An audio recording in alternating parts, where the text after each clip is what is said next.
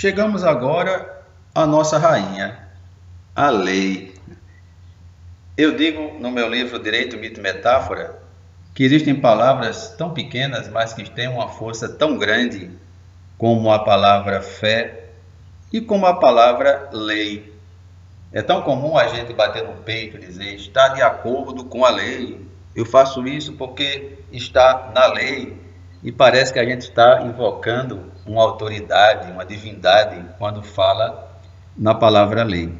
E é nossa principal fonte de direito, por isso que eu digo que ela é a nossa rainha. A etimologia da lei, há uma certa discussão a esse respeito, e alguns estudiosos dizem que vem de lex legis, que vem do verbo legere, que significa ler. Outros já dizem que vem de ligare, também do latim ligar, ou eligere, escolher. Penso eu que essa etimologia de lex legis, de legere, dá uma explicação bastante consistente sobre a origem da lei, porque está muito ligado àquilo que está escrito e que você pode ler. E a gente pode ver essa expressão do que está escrito não apenas para a lei jurídica, mas para as leis em geral. A gente pode dizer: olha, nosso destino está escrito nas estrelas, e a gente vai apelar para o horóscopo, né, para a astrologia, porque já está escrito. Vai dizer: há uma escritura sagrada que já diz isso, está escrito, nós podemos ler. O nosso destino está escrito na palma da nossa mão, basta a gente saber ler uma mão para a gente saber o nosso destino. Mas aí a ideia daquilo que se pode ler, até porque desde os primeiros tempos a lei era muito aquele direito escrito, aquele que se colocava na pedra, daí a gente dizer, na pedra, depois no papiro, dizer que a etimologia da lei estaria muito ligada a essa ideia do que se pode ler. Há algumas acepções da lei, uma mais geral, não somente do direito, mas que a gente vai ter como toda relação necessária. Essa relação pode ser tanto de ordem causal, causa, efeito, ou de ordem funcional, operacional. Quando nós estudamos as leis de Newton, as leis dos gases, as leis da física em geral, a gente vai dizer que é uma relação necessária entre fenômenos, relação essa de ordem causal. E pode ser também de ordem funcional. No direito, não é tanto essa lei de ordem causal, mas de ordem funcional, que a gente pode estabelecer entre dois ou mais fatos ou fenômenos de acordo com a natureza própria desses fenômenos. E a acepção mais jurídica, a acepção jurídica mesmo da palavra lei. E mesmo essa acepção jurídica nós podemos dividir em duas acepções. Uma mais ampla, nós podemos dizer lato sensu, como sendo toda norma escrita que vem do poder público. E aí nessa acepção ampla nós incluímos não somente aquela lei que é votada pelo Legislativo e sancionada pelo Executivo, mas também os decretos-leis que foram feitos na época dos regimes de exceção, como a CLT, foi na época de Getúlio Vargas, está em vigor ainda, mas é um decreto-lei. A chamada Lei de Introdução às Normas de Direito Brasileiro, que já me referi, é um decreto-lei também da época de Getúlio Vargas. As medidas provisórias, todas aquelas normas escritas. Enquanto que, em sentido estrito, em sentido mais limitado, é somente aquela norma escrita também, mas que foi aprovada pelo Poder Legislativo e sancionada pelo Poder Executivo, seja municipal, seja estadual ou federal.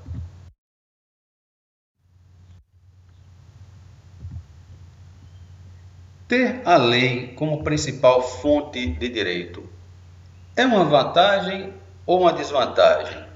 Alguém que queira comparar o nosso sistema baseado na lei com o sistema dos ingleses, dos estadunidenses, e dizer qual é o melhor, qual o pior. Eu acho que a gente não pode nem se colocar essa pergunta, nós vamos dizer, são direitos de tradições diferentes. Eu fico a imaginar como seria o nosso caso aqui se a gente não tivesse essa tradição de um direito legislado. Nós fazemos nossos estudos, fazemos as nossas sentenças, fazemos nossos comentários a partir do texto legal. Será que nós conseguiríamos ter aquela visão do direito mais baseado no precedente judicial ou um direito constitucional costumeiro, como tem na Inglaterra? Então, não é o caso da gente comparar, dizer um é melhor ou é pior do que o outro. É mais para que a gente discuta quais são os problemas de se ter a legislação principal fonte do direito, a lei como principal fonte do direito. Porque a gente pode ver a lei tanto como uma vontade geral, e há muito essa ideia dos racionalistas, e principalmente após a Revolução Francesa, dizer que a lei é fruto da reta razão, é a vontade do povo, é a vontade geral, por isso todos nós devemos respeitá-la. E a gente sabe que nem sempre é assim. Boa parte das vezes, a lei pode ser fruto de dominação política. A gente até se pergunta, quem é que faz as leis do nosso país? Somos nós mesmos, por meio dos nossos representantes? Ou a lei, muitas vezes, é feita por encomenda de determinados segmentos da sociedade? Então, ela traz essa ambiguidade. De um lado, ela não deixa de ser a vontade geral, mas também traz muito de uma certa dominação política. O jurista Dalmo Dallari, no livro Poder dos Juízes, diz que muitas vezes nós juízes batemos no peito e dizemos assim, até sem pensar, eu sou escravo da lei, e não pensa quem é que faz a lei no nosso país, quem é que encomenda a elaboração de algumas leis no nosso país. Por isso que é preciso ter um certo cuidado nessa análise. Por um lado, ter a lei como principal fonte do direito nos dá uma certa segurança. Algumas pessoas que pensam que estando na lei está seguro, o que nem sempre é uma realidade. Algumas categorias profissionais, agora foi reconhecida na lei, agora nós vamos ter mais direitos. Mas não é porque está na lei que aquele procedimento, que aquela legislação vai ser necessariamente respeitada. A vida vai muito mais além do que a lei, porque há esse descompasso que é natural em qualquer sociedade. Os problemas sociais, as necessidades da sociedade vão muito mais além do que a lei pode dar. A lei sempre vai caminhando atrás, caminhando a passos mais lentos, porque tem que ser assim. Ela tem que ser um tanto mais conservadora. Enquanto a sociedade, a dinâmica dela é muito mais rápida. Então vai haver sempre esse descompasso entre a dinâmica da vida social e aquilo que a lei pode regulamentar. O que a gente deve lutar é para que esse descompasso não seja tão grande, ou até que a gente não tenha muitas leis que sejam ineficazes. Mas é da própria natureza desse processo que haja um certo descompasso entre a rigidez da lei e a dinâmica da vida social.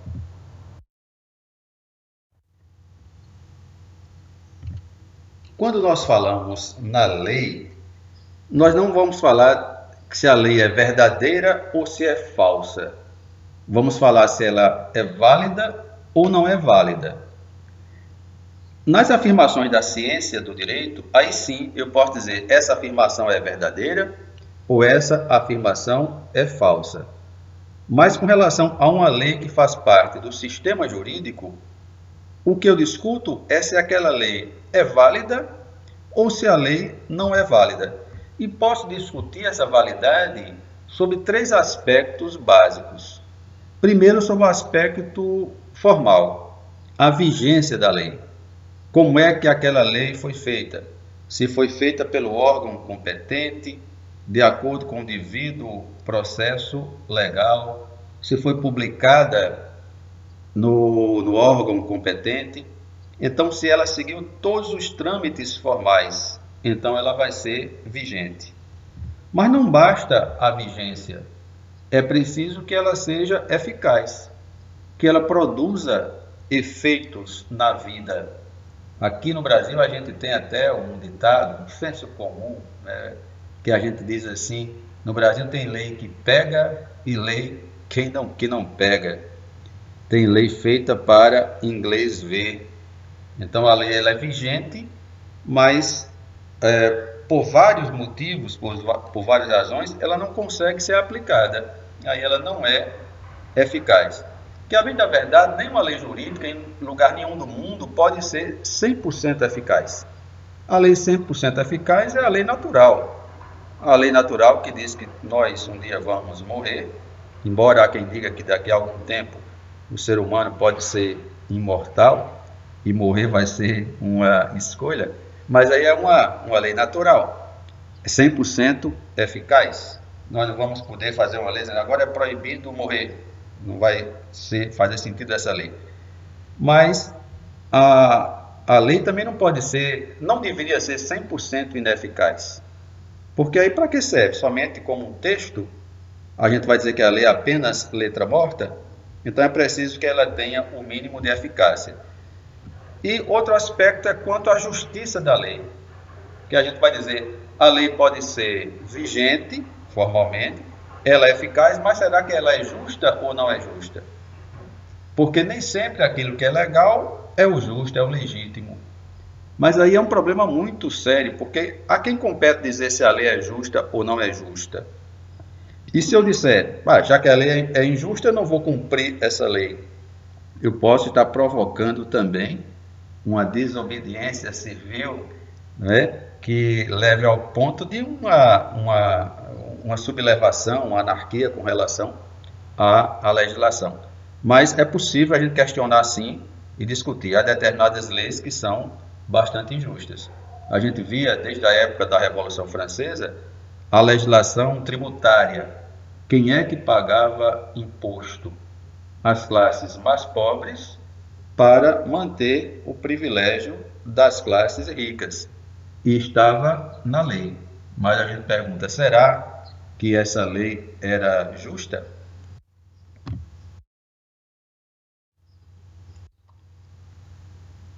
As leis se organizam numa determinada hierarquia.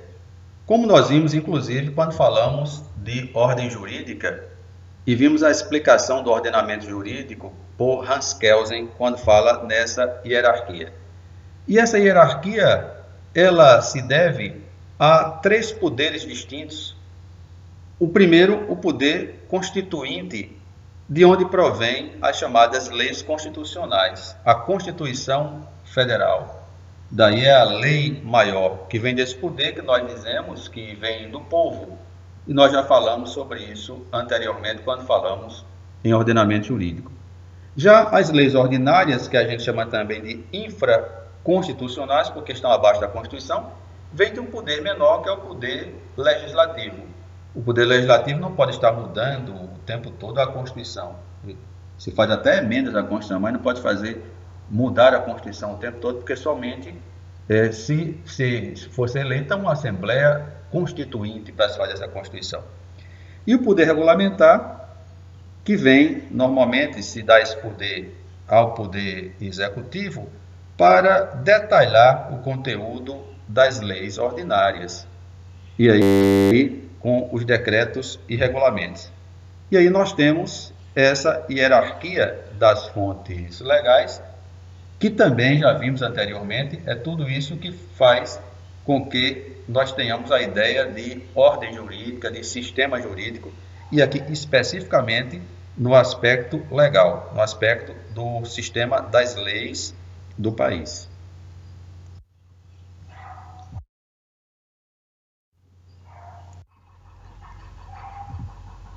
Já vimos que o direito é um objeto cultural e histórico. A lei que faz parte do direito também é objeto cultural e histórico. Então ela se aplica num determinado espaço e num determinado tempo. E ela é muito ligada ao chão, ao território, à terra em que nós vivemos. Eu lembro quando assisti ainda na infância filmes de filmes chamados faroeste. E via quando tinha determinados criminosos que fugiam lá dos mocinhos, os bandidos e os mocinhos, e fugiam do território dos Estados Unidos para atravessar a fronteira para o México. E às vezes bastava passar uma linha, uma determinada divisória estava do outro lado, e eles ficavam rindo, dizendo: olha, você não pode me pegar aqui que eu estou do outro lado da fronteira. Isso para dizer que a lei dos Estados Unidos terminava onde terminava aquela linha, às vezes até aquela linha imaginária do território dos Estados Unidos. E quando a gente fala o espaço de cada estado, não somente a terra, mas a gente fala também do espaço aéreo e o espaço marítimo, as milhas marítimas. E também até as ficções. A gente diz, uma embaixada de um país estrangeiro no nosso país não faz parte do nosso território, faz parte do território daquele outro país. Então, a aplicação da lei no espaço segue principalmente o princípio da territorialidade, o chamado jus soli, o direito do solo, o direito do chão. E nós temos aí a primeira citação do artigo 5º do Código Penal, que diz o seguinte: aplica-se a lei brasileira, sem prejuízo de convenções, tratados e regras de direito internacional, ao crime cometido no território nacional. Então, qualquer um que comete um crime no nosso território deve ser julgado pela nossa lei. Essa é a regra utilizada até em outros direitos, em outros estados. Se um brasileiro vai, mesmo de passagem, por um outro país e comete um crime nesse país, a regra é que seja julgado pelo direito de lá. Nós tivemos casos de brasileiros executados em outros países. Então, a regra tem sido essa. Pode haver tratados internacionais de extradição, mas aí já vai entrar um outro direito, porque a regra do direito penal seria a aplicação de acordo com a territorialidade. E nós temos também aí o artigo 8º da chamada Lei de Introdução às Normas de Direito Brasileiras, e esse artigo vai dizer que para qualificar os bens e regular as relações relativas a esses bens, aplica-se a lei do país em que esses bens estiverem situados. Então, se você tem um apartamento lá em Nova York, então a legislação a respeito desse seu bem vai ser a legislação aplicável, vai ser a de lá dos Estados Unidos, lá de Nova York. Então, vai se aplicar o princípio da territorialidade. E essa ideia do princípio do direito do sangue, o jus sanguinis, o princípio da personalidade das leis é muito pouco utilizado. Como se dissesse, para onde eu for, eu levo a minha lei. Se eu tenho uma determinada cultura e se eu mudo para outro país, o pessoal tem que respeitar a minha legislação, porque tem a ver com o direito do meu sangue, direito da minha personalidade. Isso é muito pouco usado e traria muitos problemas. Imagine se aqui, pessoas que vivem aqui no país, ou que vivem aqui no Brasil, e que sejam de outras nacionalidades, nós tivéssemos que aplicar o direito dessas outras nacionalidades. Em determinados momentos, é possível, por uma questão de concessão, se respeitar esse direito da personalidade de cada pessoa, de cada indivíduo, mas de maneira um tanto excepcional. Eu penso, por exemplo, se uma pessoa já é casada num país que admite um homem casar com mais de uma mulher, e isso não é tido como crime, e ele vem aqui para o nosso país com essas mulheres, não faz sentido aqui que ele seja condenado por bigamia. Entretanto, se ele vem para cá, não era casado, e quer casar com 2 mulheres aqui no nosso país, aí a situação é diferente. Quanto ao princípio do domicílio, que está no artigo 7º dessa mesma lei que eu já me referi, é uma tentativa de atenuar, de mitigar o princípio da territorialidade. Porque o domicílio é, em linhas gerais, a residência com ânimo de permanência. E daí o artigo 7º da Lei de Introdução às Normas de Direito Brasileiras vai dizer que a lei do país em que for domiciliada a pessoa é que vai determinar as regras sobre muita coisa da vida dessa pessoa. As regras sobre o começo e fim da personalidade, o nome, a capacidade e os direitos de família. Daí a importância da ideia de domicílio para a aplicação para a eficácia da lei no espaço, para a aplicação da lei no espaço. Quanto à aplicação no tempo, a regra é que o tempo é quem rege o fato. Nós devemos aplicar a lei que era vigente na época que foi praticado determinado fato. Daí que até algumas leis que já estão revogadas podem ser aplicadas, se aquele ato foi praticado, foi concluído durante o período da vigência daquela lei. Supondo que alguém foi contratado sem concurso público para um município, para um estado, e foi contratado antes da Constituição de 88, que exigia o concurso público. Se ele foi contratado antes, vai se aplicar a lei da época, a lei anterior, que não exigia o concurso público para admissão na administração pública. Daí que a regra vai ser essa, que o tempo é quem rege o fato. E que a lei não deve retroagir jamais. Você não deve ter uma lei que vai voltar os seus efeitos lá para o passado, porque isso traria uma insegurança jurídica muito grande. E aí é preciso respeitar, a própria Constituição vai dizer isso, respeitar o direito adquirido, a coisa julgada, o ato jurídico perfeito. Então a lei não pode estar retroagindo. E há somente uma exceção que está na própria Constituição, no caso do direito penal. E essa exceção está aí no artigo 5º, que é aquele grande artigo dos direitos e garantias fundamentais, e aí vai dizer nesse inciso que a lei penal não retroagirá, salvo para beneficiar o réu. Então, se for para beneficiar o réu em direito penal, aí sim a lei pode retroagir. Mas aí, no caso, é uma situação excepcional prevista na própria Constituição Federal.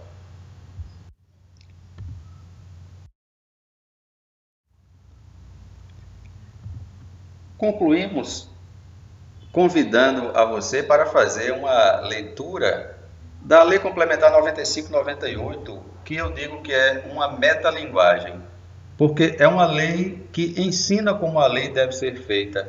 Deve ser feita com clareza, com precisão, com ordem lógica, e dá uma aula para a gente sobre o que é um artigo, um parágrafo, um inciso, uma linha. Então é importante que a gente conheça essa lei, que não traz penalidades, não traz sanções. Eu não sou daqueles que acham que a lei só é perfeita, ou mais que perfeita, como alguns até dizem, quando ela traz alguma penalidade, quando traz alguma sanção. Então, ao ler os primeiros artigos dessa legislação, nós vamos ter uma verdadeira aula de como se fazer a legislação, como fazer a redação da lei em nosso país. Termina aqui a nossa exposição. Espero que ela tenha ajudado na compreensão desse tema tão importante que é o das fontes do direito. Obrigado e até a próxima.